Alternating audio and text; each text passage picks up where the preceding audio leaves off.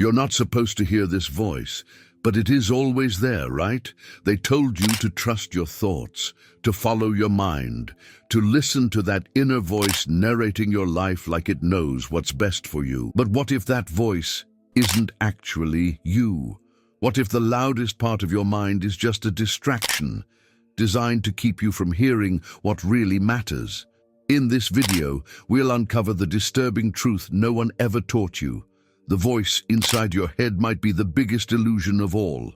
You'll discover why your thoughts aren't your own, how the ego hijacks your identity, and why silence, not thought, holds the real answers. If you've ever felt like there's something deeper watching your life unfold, you're not crazy, you're waking up. And once you realize who's really listening behind the noise, your entire sense of self begins to unravel in the best way possible. This is the voice they never wanted you to hear, and once you do, nothing stays the same. 1. The voice behind your thoughts is not a thought. There's a voice that's been with you since the beginning, but it's not the one narrating your day or judging your every move. That voice in your head, it's more like a radio that never stops, loud, anxious, controlling. And yet there's something else behind it, something quieter, something that doesn't talk but notices. Most people never realize it because they're too busy listening to the noise and mistaking it for truth. Imagine sitting in traffic and hearing yourself say, "I'm going to be late again. I always screw this up." That thought, it didn't come from awareness, it came from habit. Now pause. If you heard the thought, then you can't be the thought. So who's hearing it?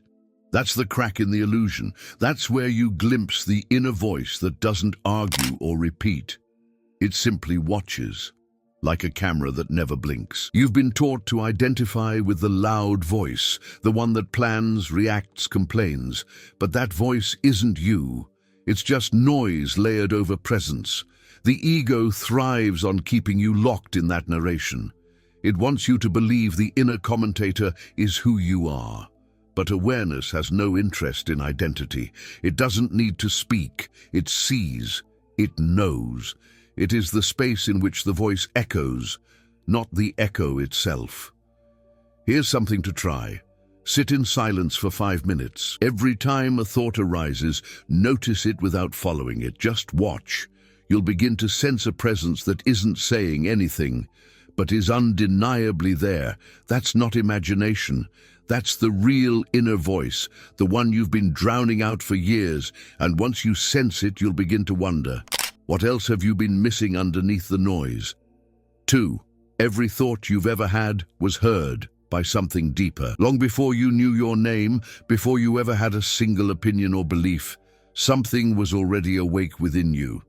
It didn't have words or memories, but it was present. When you were a baby staring at the ceiling, crying for no reason, or giggling at nothing, something was watching, not the mind, because the mind hadn't formed yet. This deeper awareness was already there, quietly witnessing every sensation without labeling it, without controlling it. It was simply there, like a mirror that reflects everything but holds on to nothing. This is hard for the ego to grasp.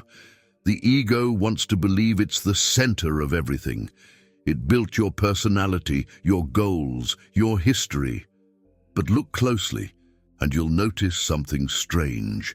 Every thought you've ever had appeared and disappeared without your effort. You didn't invent them, they just showed up, like guests at a party you never invited. And still something inside you was watching them come and go. That watcher, that inner voice beneath the noise, never changes, even when everything else does. You might remember your first heartbreak, the day you lost someone, or a moment of pure joy. But what's strange is how the memory shifts over time, the details blur, the emotions fade, and yet something consistent remains, the quiet awareness that was there the whole time. Memory lies, but presence doesn't. Your mind distorts the past, trying to stitch together a story, but awareness simply records without judgment. It doesn't cling, it doesn't define, it just sees. Try this. Pick a memory from childhood. Now really question it. How much do you truly remember, and how much has been filled in over time? Ask a sibling or someone who was there. You'll likely hear a version completely different from yours. That's the illusion of memory. But what stayed constant was that silent space that experienced it. It didn't care about details, it just was. And maybe it still is, waiting underneath the next layer of thought. 3.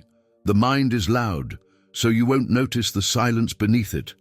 Your mind is a professional noise machine. It never takes a day off. It comments, judges, plans, rewinds, and projects. Most people think this noise is life. It's what keeps them sharp, alert, human. But the truth is, the mind is loud for a reason. Not because it's broken, but because if it ever went quiet, you'd notice something dangerous to the ego. The silence underneath. And in that silence, awareness lives. Not the kind you read about, but the kind that sees through the illusion. You ever try to meditate and suddenly your brain starts reminding you of that thing you said in 8th grade? That's not random. That's resistance. The mind is terrified of silence because silence exposes the ego as unnecessary. Think about it. Silence can't be controlled.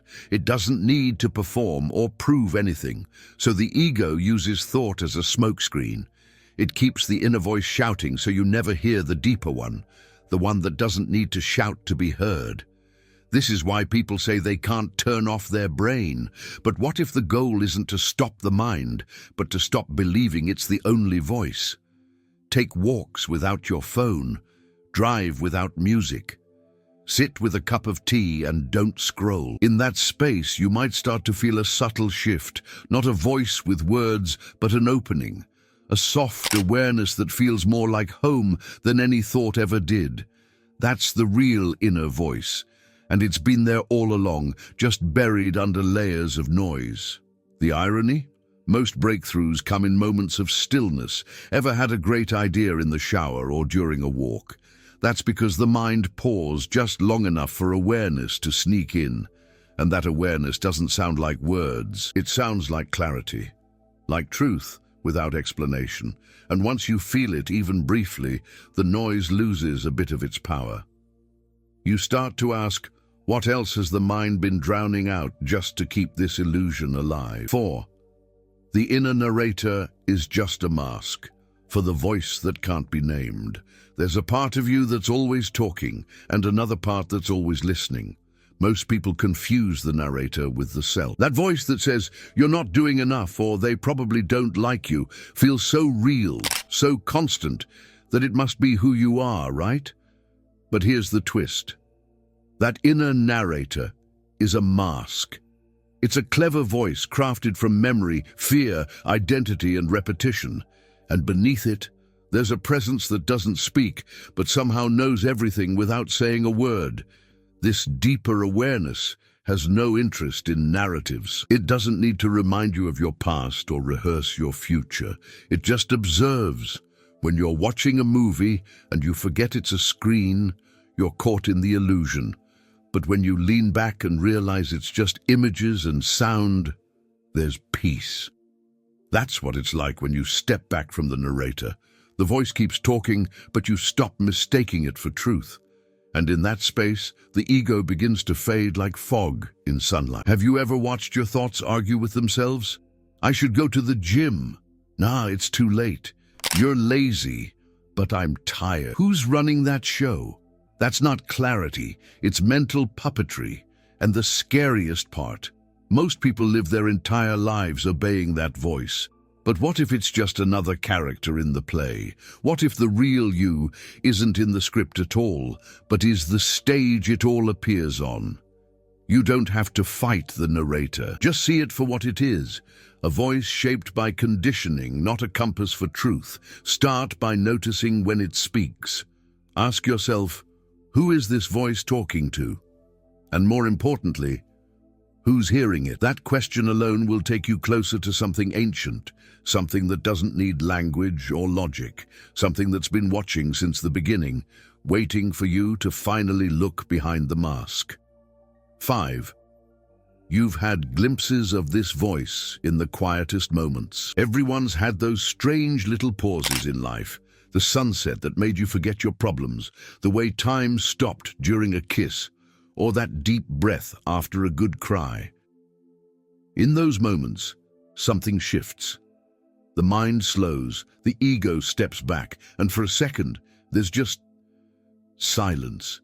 Not empty silence, but alive silence. That's the voice.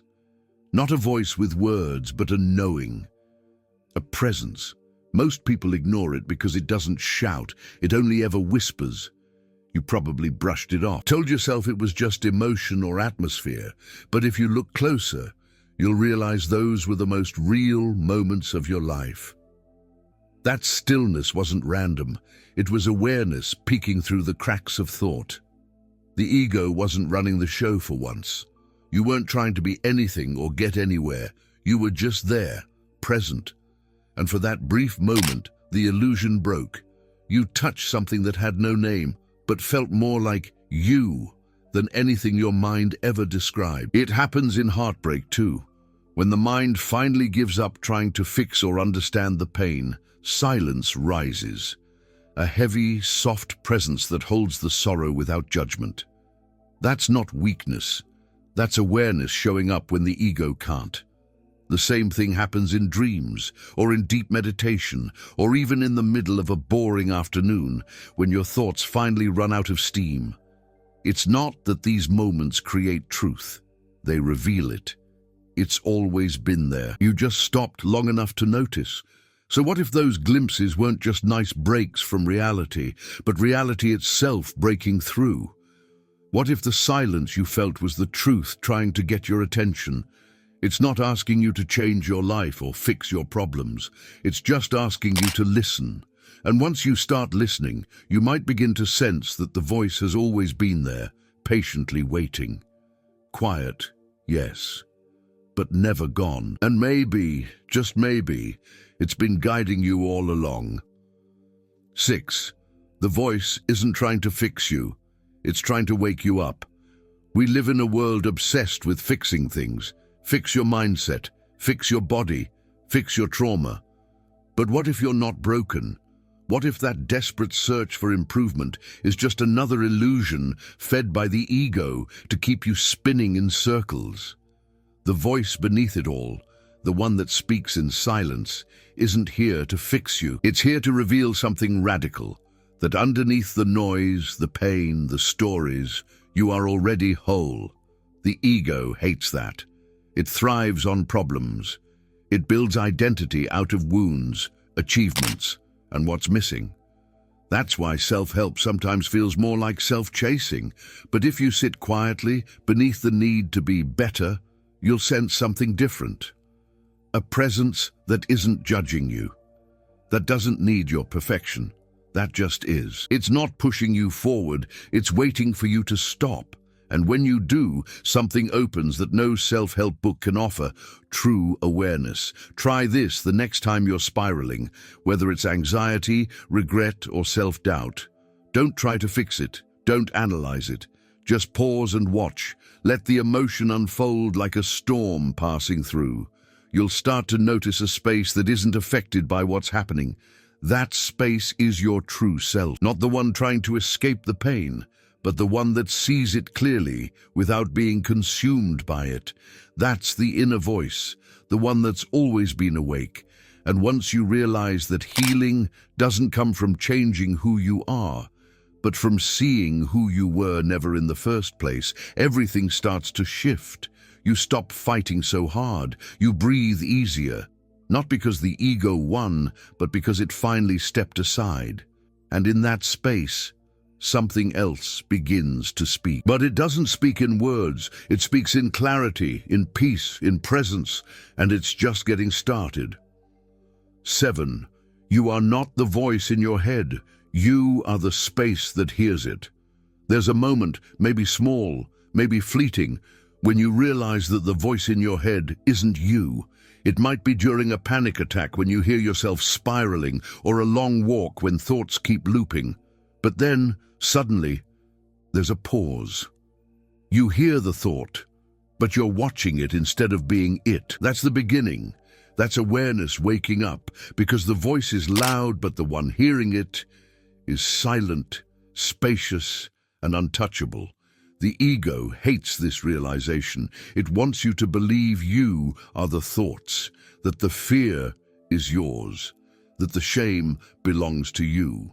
But awareness doesn't cling to anything, it just observes. The space that hears the voice doesn't react, it doesn't label, it simply notices. And that noticing, that still presence, is more you than the loudest belief in your head. It's like mistaking the storm for the sky. But the storm passes, the sky stays. Try something today. When you're overwhelmed, close your eyes for a few seconds and just listen. Not to the outside world, but to the chatter inside. Don't try to stop it, just observe. Like watching traffic from a hilltop, you'll begin to feel a small, steady distance, a gap. That's the real you, the one who's been watching since the beginning, long before the ego started constructing an identity. That awareness doesn't need a name, it doesn't care who's right, it just is. And that's the secret. You're not the character in the story, you're the screen the story plays on. The voice may say, "I'm not enough," but you are the one hearing that thought, not the one thinking it. That space, the witness, is free. Always has been, always will be. And the more you notice it, the more the illusion fades, the more the ego trembles, and the more you begin to sense something else is waiting beyond the thoughts. Something real,